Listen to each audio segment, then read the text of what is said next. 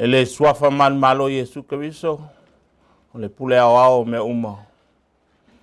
Fatalo fatu malangang falo ilo malay fu mai malo wal fa mai fanu alele ele nei as fo.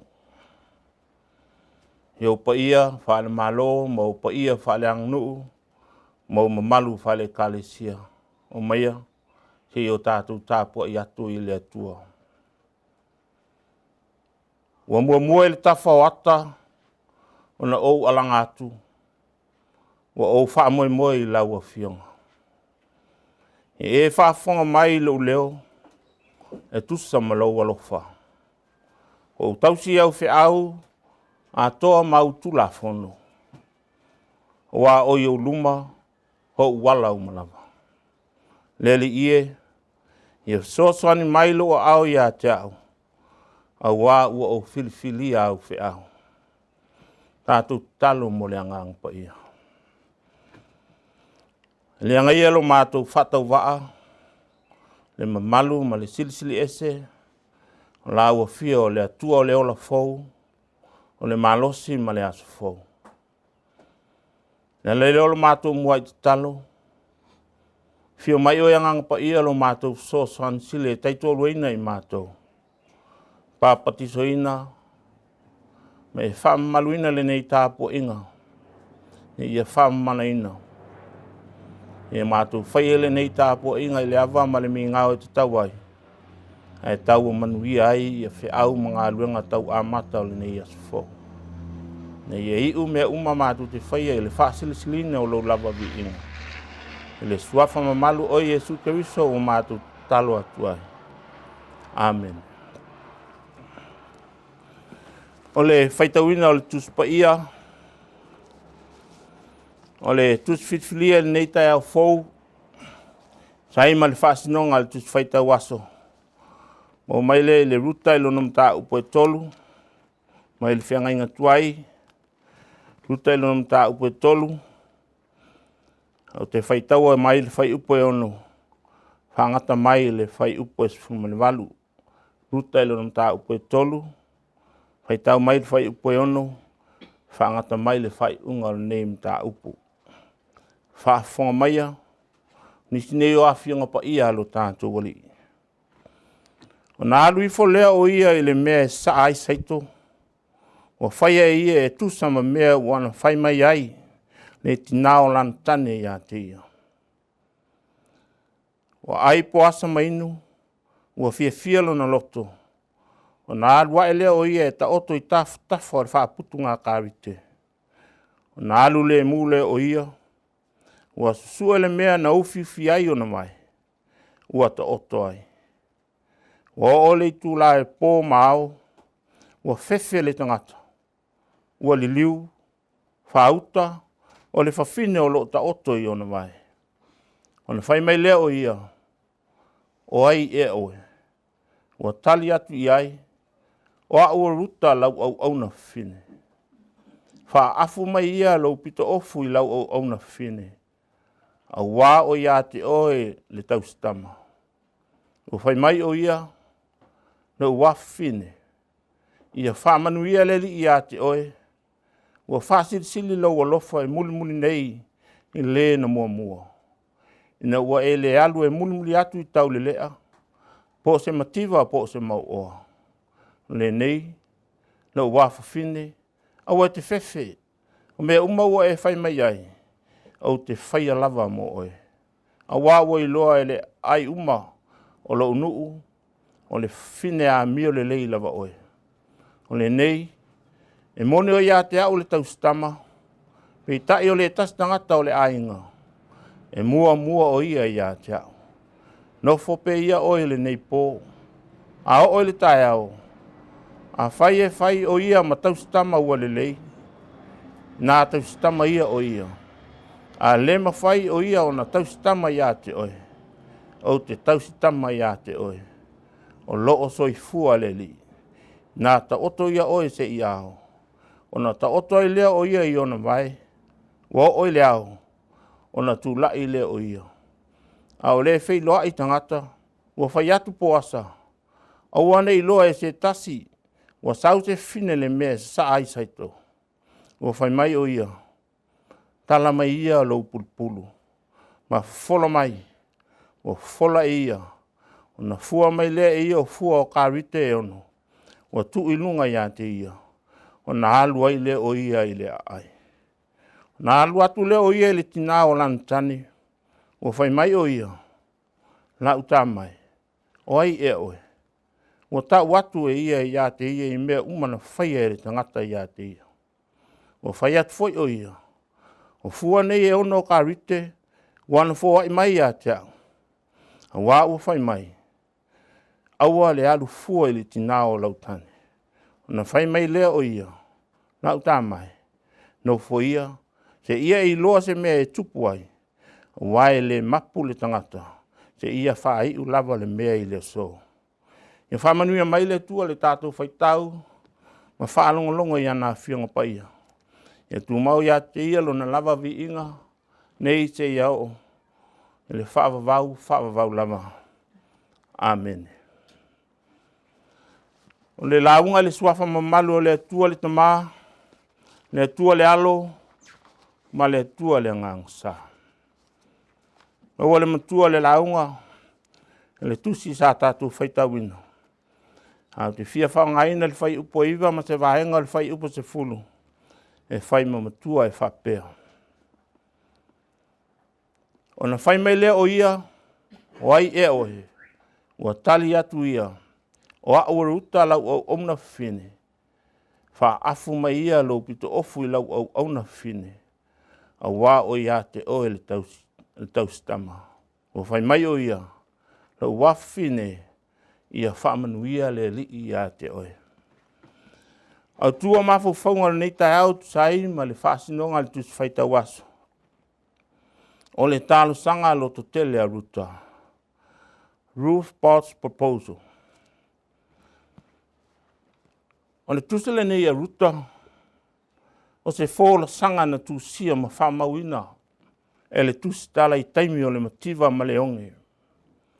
E le ngata i mea e ai. E le tamau ainga. Ai whapea fo i le mativa ma le onge e le tō whā ma le utanga i matai. Ma le au whai loto wha masino na pūlea le nuu o le atua. Taimi o le onge tele o le nuu.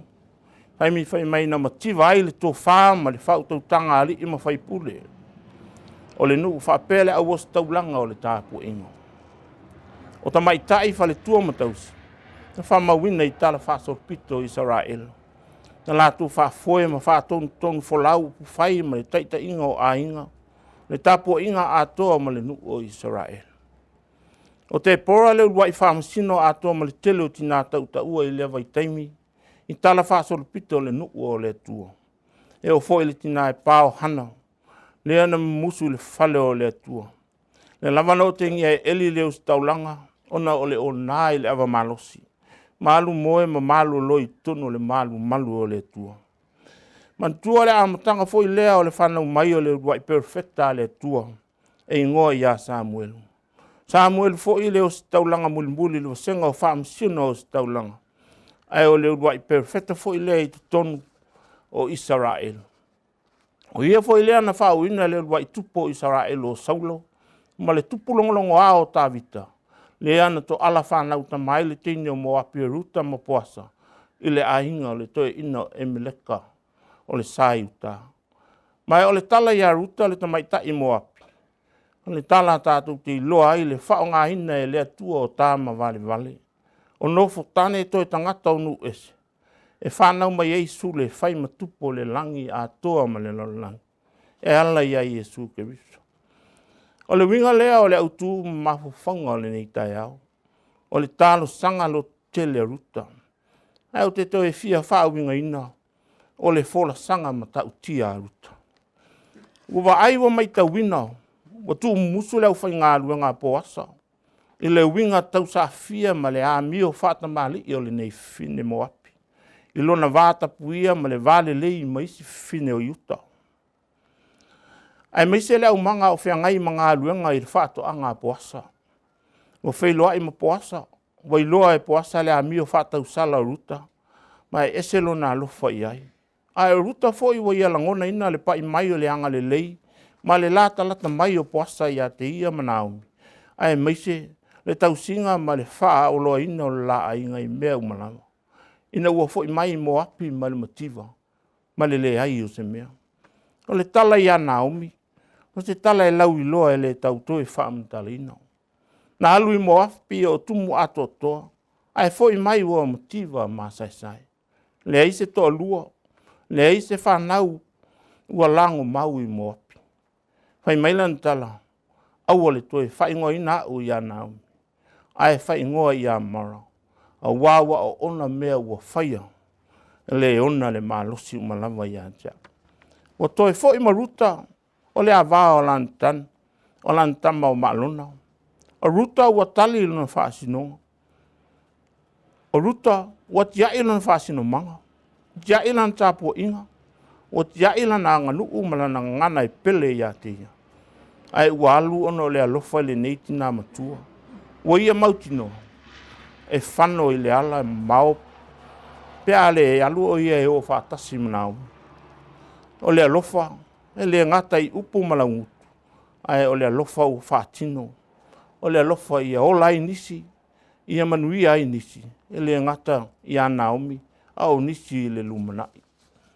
Ua whiu Naomi e tuli. Ai pi lavalo na loto li tinao lan tane uoti. Se alofa I nā winga ese pe a whaatu susa ia I tātou. Ma lo tātou fu I lalo langi wha Samoa. E le aise sule e ono mea ma tala whia ngai ai. O nā alu e whai ma soa soani ma tau tua I a Naomi. Pe I tai o le tau tino ngā ruta. N tātou I loa ai. O le alofa na wha ma ite e le tua. O lo nuu e whai mau nuu. O lo watua e whai mau watua. O le mea e te oti ai. O te oti ai fo. O le tala I le whawhine o nu. Ese na whai mati nā o le lalolangi kirisiano. A wā o le whai poiponga ruta mbuasa. O le mea lava na wha ma ite le tua mai le amatanga. E leo se mea whato a tupu. Ina ua fo I Naomi ruta I Betlehem. Ni tasile nei o mta upu si sile o lo laua lunga le whaita wina o le tuspa ia. Mai lava le tusi o kenese se ia o le tusi o whalinga. O le atua, nā te wha ma ite mea le lei le soifua ma le ola o le tangata. Ma o le fola sanga ruta ina ia whai po ipo ma poasa. O se a whina wha mau popo ina e Naomi, le lo matua ua mawhato tonga I le whaiva o le whale tau tū. Wha Israelu, pei fo I o le tātou tū maanga, masani wha Samoa. Wa loa le lei e Naomi, ua lofa ruta I a poasa, ai whape nā fo I a poasa. Tasi lona, e ono le mawhai na wha poipo poasa I a ruta. Ona e iai le tausonga o Amaleka. E mua lana pule nā te whātauina le whaswhanua o Amaleka, na I lo poasa. Ma o tū wha Israelu, ai whātaua le whanua. E te whai poipo fo I a ruta. Ma whāto a mawhai o na whātau e poasa le whanua o lona tausonga o Amaleka. Pe a musu lona tau uso le mua lana. Lona ngafa I a poasa. Mai ina ia manuia le wha moe o Naomi, ma le tamaitai o ruta. Whai loa le la forasanga po le tonga fiti, ia no nofo ruta ma poasa. E tele tala e whapea ua, longo tala le tausonga leo poasa e le mea na tupu I le po. Ona musua I lea na te whaata ua le whanua. Ona ua le manao e whai poipo. Ma ruta, talu ai ia poasa, ua manao e whai poipo ia ruta. Ai o le forasanga lava lea ruta ia poasa I le po. O se talo sanga na wha ma ite Naomi le tinao lana tane. Ua oti o malona. Ua whaatonu e Naomi ruta ia wha malu. O na ulea o lon tino I le umanongi. Ma la ei fo I ofu e peiona. E alu e eva I whaata singa tele. Ma whai ona tautalinga mana mama. Ma ona whiti vai. Ia alu umaloa le inunga waina ma le tau mawhutanga I le au manga. O lo olo ina le seito ma I tu ngā karite. O na ta oto lea e moe. O na e alu lea e whaarata lata I a poasa. Ma ta oto I ona vai. A hala e poasa ma fisili atu. O na whaapea tu lea. Whaafu mai alo pito ofu I lau au na fine. O lona winga. E le whai utaia. Ua o manao e fia whaia ohe mau to lua whai poipo. Ua tali poasa. na uafine, o te whaia mea uma o e whai mai ai. A wā ua tō telo le nuu o lātou whai mai, o oi o te whine a meo le lei. Ia whamanuia le li i a te oi. Lau whaafonga tā pua ili nei tai au sa moa. Te whiau fui lea o le tala lei mo le nei tai au fau. O le tala ia ruta o le whine ese. Na ia solo ia pāsa puni tia ai. Le whetalo lo ai ma le so tai o i tu a inga nganu. Wa ngana ese i una winga malana a mio whatau sala. Wa na o mia e whine nu ese i to tono tātou fo inu ma le atu nu. Na ia sulu mai ai si a mionga whatau sala. Ia mionga whatupo e fia ai. O tātou a inga o nu uma fianga. Pa au mai lata mai o whainga o wha. Wha itu a inga tau se manui ai a inga manu o Samoa. Tele tala ili tuspa ia i whawhine nu ese. Nā nofo ia li iu teia o lo o wha mawina le a fionga pa ia le tua. O lātou sao le manuia o le nu o Israelu mo on tangata. E le aise e vale luma o le tua. E tusa i tātou uma i lana si le whanga. Ai whanga ina le tua tāma vale o tangata o nu ese. Ta wala mai ai lona fina ngalo pa ia. E manui ai nuu ma inga mai kalesia. O atu nuu ma le lonangi. O puasa o le tama le fine ta le tane raava. O ruta le fine o nu ese. Ai na whaata sia e le tua. Na tupunga mai ai le to ala whanau le tupo tā vita. Le ngafa o Yesu. Le tupo le langi ma le lalulangi. E whai ma whao la tanga mo oe mau le tangata uang sana. E tu mawatu i le tua potolo na lava vi inga. Ne i maso uma e whaavavau. Whaavavau lava. Amen. Nā tātou tāpua i atu i le tua i le pese o sauni.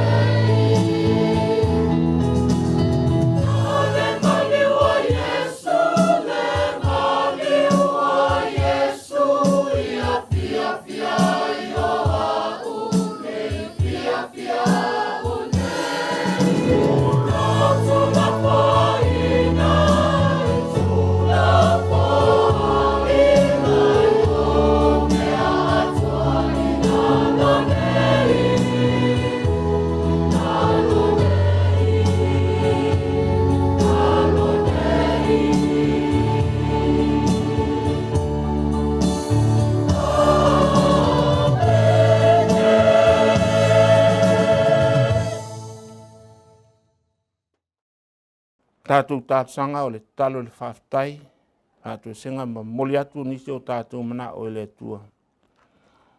Tātou wifo ma talo. Wala whai mai, lau watunu le nei tai au fau.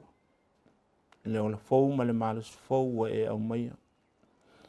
Whaftai tele lau tau singa ma lau pui puinga e lau whanau. Wa mātou wauli ai le nei as fau. Whapopo yaso le soifua ma lau mātou wala.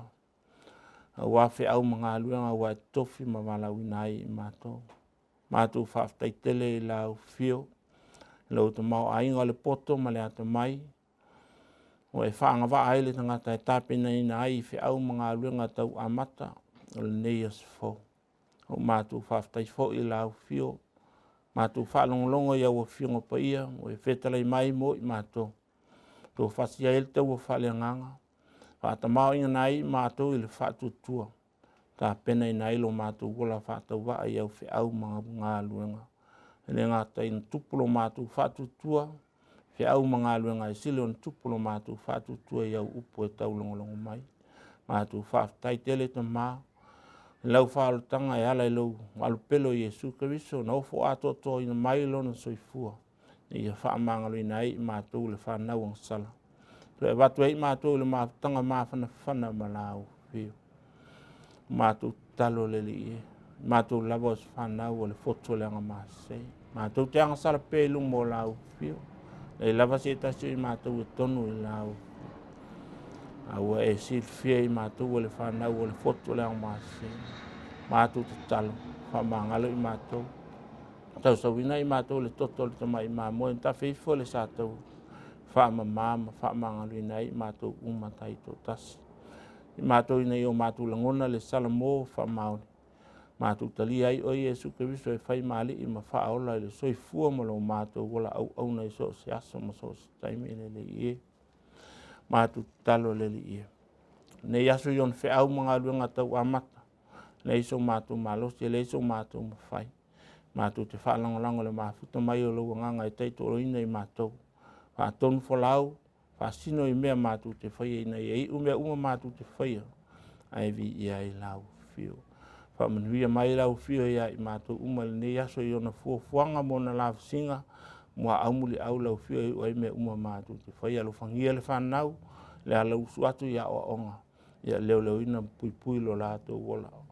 Wa ia i lātou le matau i lau whio le āmatanga leo le poto. O whangia lau whainga malo, le teita inga le ao le malo, masui au, palemia ma le kapineta ma le palemene. Hulo matanga luenga. O tangata lau tele o lau atunu. Ia iai lau wanga le le nei tu aso. Lo whangia fo inu o mainga, i pole ngali i ma whai pule. Na māmatina mātua lo tāpo ia whaiva o lau atunu. I whi au mga luenga. Ia iai lau wanga le le manu file mo. Mātu talo inisi lo mo mia lau sosani le nei tai au. I tono aio o ngase, i tono ainga, ma so se tafa o le nei lalang. Mana tua ia mātu talo ia apatu ia ilo mana lavea i malo mana faola. E lavea ina ilo lato, wola lo mātu mtai. Lo whangia foi au tama whanau o lo sala lawai ia tunu mamao. Ia fua ele malosi le tino ma le mafufau. Au whea ngai whi au mga luenga tau watinai. Ia tunu o lo au mawai. Whamanuia le nei TV whatala lau, tau wala atuai lo finangalo fola. Nei ia so ole lalo langi atuai lo lava finangalo. Nei ia maua le file mua e tangata umalo mātou matai. Mātou talo ia le li ie. Ia, ai se meo. E reo a fia i mātou talo, i le loto le tangata lava ia lo mātou matai. I ala mai eilo manuia mātou talo. Ia whaia lo finangalo e lo mātou loto. Ao lo file mu malu manuia o lo mātou tua le tamā, le tua le alo, ma le tua le ngangasa.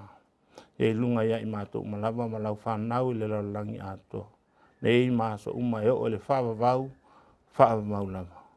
Amen.